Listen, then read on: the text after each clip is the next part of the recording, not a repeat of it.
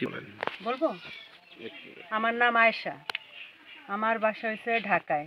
আমি গাজীপুর কাউরাইত ইউনিয়নে শ্রীপুর থানায় 30 শতক জায়গা কিনছি। নিজে থাকার জন্য একটা বসত ঘর করতেছিলাম, 2টা রুম। এই 2টা রুম কে বা কারা গত সপ্তাহে একবার ভাঙ্গা দিছে, এই সপ্তাহে আবার ভাঙ্গা দিছে। এখন পর্যন্ত আমি কোনো থানা, পুলিশ বা কোনো জায়গায় আমি যাই নাই। কিন্তু আমি চাইতেছি যে আমার যেন একটু নিরাপত্তা হয়, আমি যেন এখানে থাকতে পারি।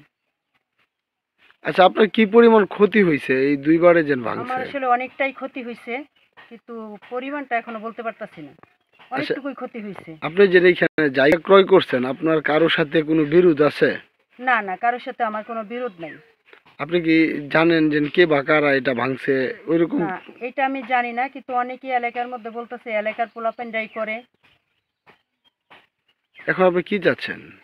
আমি আসলে এটার একটা সমাধান চাচ্ছি, যে আমি যেন এখানে থাকতে পারি ভালোভাবে।